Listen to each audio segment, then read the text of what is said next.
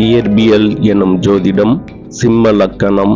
ராகு 1 முதல் 4 வீடுகள். பலன்கள். 1ஆம் வீடு சிம்மம். ராகு பகை வீடு.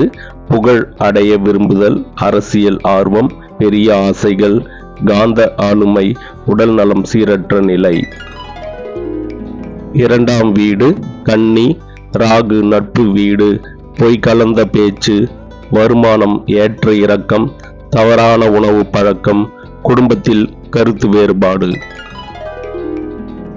3ஆம் வீடு துலாம். ராகு நட்பு வீடு.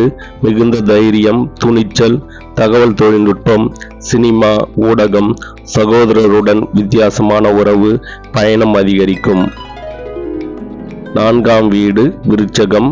ராகு பகை வீடு. குடும்ப அமைதி குறைவு, குடியிருப்பில் மாற்றம், தாயின் ஆரோக்கியம் குறைபாடு, வெளிநாடு விருப்பம்.